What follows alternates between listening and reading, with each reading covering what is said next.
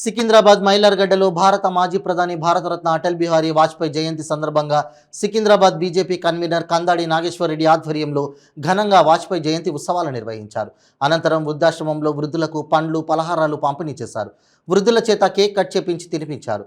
వృద్ధుల్లో ఆనందం నింపేందుకు జై శ్రీరామ్ అంటూ నినాదాలు చేశారు. ఈ కార్యక్రమంలో పలువురు ప్రముఖులు పాల్గొన్నారు.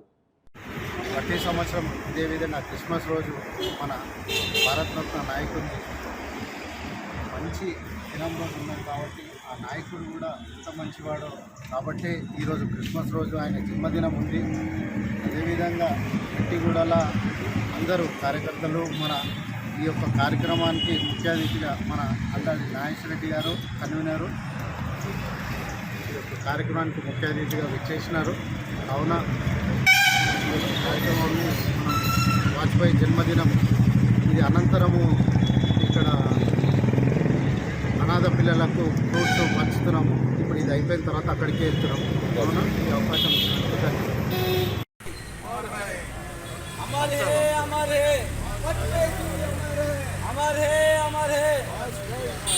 भारत माता के भारतीय जनता पार्टी भारतीय जनता पार्टी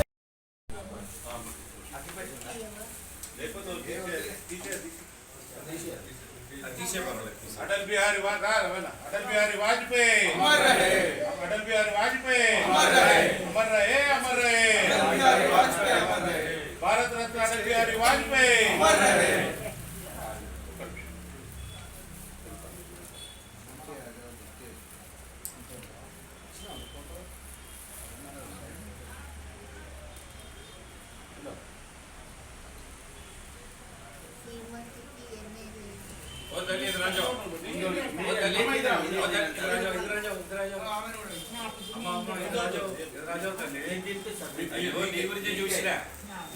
చూసినా లేవని చెప్తా ఇక్కడ నిలబడు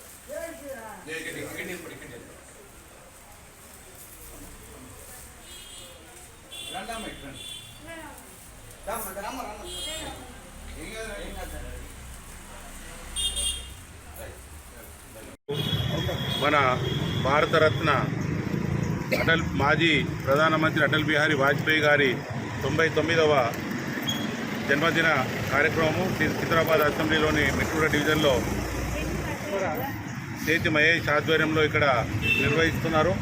ఈ కార్యక్రమంలో పాల్గొన్నటువంటి ఆకారం రమేష్ గారు, అలానే హనుమంత్ గారు, రవి గారు, అలానే మిగతా నాయకులందరూ కూడా పేరు పేరున ప్రతి ఒక్కరికి శ్రీనివాస్ గారు నా నమస్తమాంజలి వాళ్ళకు కూడా అందరికి తెలియజేస్తూ, మన మాజీ ప్రధానమంత్రి భారతరత్న అటల్ బిహారీ వాజ్పేయి గారు వారు విలువలతో కూడిన ఒక కవి, ఒక రచయిత, అలానే బెస్ట్ పార్లమెంటేరియన్గా చాలాసార్లు అవార్డు అందుకొని ప్రతిపక్షంలో ఉన్నా కూడా మన ఏదైతే మన సాంప్రదాయాలకు మన విలువలకు భారతదేశ విలువలకు కట్టుబడి ఉన్నటువంటి వ్యక్తి. మీకు అందరికీ తెలుసు, మన భారతీయ జనతా పార్టీ వ్యవస్థాపకుల్లో ఒకరైనటువంటి గొప్ప నాయకుడు. అలానే ఇవాళ ఏదైతే నరేంద్ర మోడీ గారు ఈ సంక్షేమ పథకాలను నిర్వహిస్తున్నారో వాటన్నిటికీ కూడా మూలకర్త మన మాజీ ప్రధాని అటల్ బిహారీ వాజ్పేయి గారు.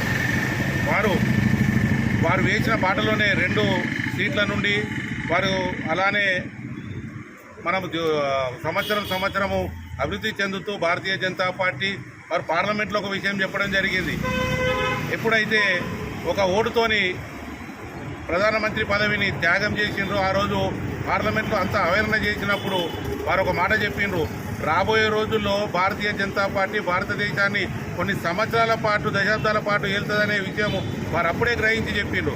ఎందుకంటే అలాంటి ఎప్పుడైతే కాంగ్రెస్ ప్రభుత్వము అవినీతి అక్రమాలకు ఏదైతే కుటుంబ పాలనకు చరమగీతం పాడిందో అప్పటి నుండి కూడా భారతదేశంలో వారికి నూకలు చెల్లిన విషయము అప్పుడే గ్రహించినటువంటి వాజ్పేయి గారు వారు ప్రతి ఒక్కరిని కూడా కార్యకర్తలందరినీ ఉత్సాహపరుస్తూ రాబోయే రోజుల్లో మనదే ప్రభుత్వం రాబోతుందనే సంకేతాలు ఇచ్చినటువంటి గొప్ప మహానుభావుడు.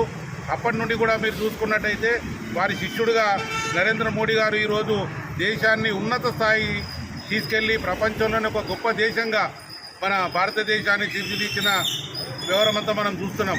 అలాంటి నాయకులు పుట్టినటువంటి భారతదేశ గడ్డ, అలాంటి నాయకులు ఉన్నటువంటి భారతీయ జనతా పార్టీలో ఉండడము, నేను సికింద్రాబాద్ కన్వీనర్గా ఉండడము నాకు గర్వకారణంగా ఉంది. అలానే సికింద్రాబాద్లో రాబోయే రోజుల్లో కూడా వారి ఏదైతే ఆశయాలు ఉన్నాయో వాళ్ళ ప్రతి ఒక్కరికి, నిరుపేదలకు అందరికీ కూడా సంక్షేమ పథకాలు అందాలనే ఉద్దేశంతో ఏవైతే ప్రవేశపెట్టిందో మోడీ గారు, వాజ్పేయి గారు ప్రవేశపెట్టినటువంటి ఈ స్కీములన్నిటిని కూడా మేము రాబోయే రోజుల్లో ఇప్పుడు ఏదైతే ప్రధానమంత్రి నరేంద్ర మోడీ గారు కూడా ఈ వికాస్ భారత్ సంకల్ప యోజనలో భాగంగా ఇప్పుడు మన దగ్గరికి కూడా అందరికీ వస్తున్నాయి. విశ్వకర్మ యోజన కానివ్వండి, ముద్ర లోన్లు కానివ్వండి, మిగతా కూడా ప్రతి ఒక్కటి కూడా ఏవైతే లోన్లు ఉన్నాయో ఈ ఒక యాత్ర వస్తుంది. ఆ యాత్రలో అందరికీ కూడా మేము ఇంటింటికి ఈ కమ్మరి, కుమ్మరి, సాకలి, మంగలి ప్రతి ఒక్క కులానికి చెందిన 18 కులాలకు చెందినటువంటి వాళ్ళందరికీ కూడా మేము ఇప్పుడు ₹1,00,000 లోను, అలానే వారికి ట్రైనింగ్కు సంబంధించి ట్రైనింగ్లో కూడా వారికి జీతభత్యాలు ఇస్తూ వారందరినీ కూడా ఎంకరేజ్ చేసి వాళ్ళ కులాల వారీగా వాళ్ళకు ఏదైతే అవసరాలు ఉన్నాయో వాళ్ళందరికీ కూడా మేము తీర్చాలని నరేంద్ర మోడీ గారి సంకల్పంతో ఇవాళ భారతదేశంలో మొత్తం అన్ని అసెంబ్లీలో కూడా యాత్ర జరుగుతున్నది. ఆ సందర్భంగా మన దగ్గర కూడా సికింద్రాబాద్లో ఉంది. రేపు రాబోయే రోజుల్లో కూడా ఏదైతే పార్లమెంట్ ఎలక్షన్లు కానివ్వండి, అలానే కార్పొరేషన్ ఎలక్షన్లు కానీ ఖచ్చితంగా ఈసారి భారతీయ జనతా పార్టీ సికింద్రాబాద్లో జెండా ఎగరేస్తామని తెలియజేస్తూ ఈ అవకాశం ఇచ్చినందుకు ధన్యవాదాలు.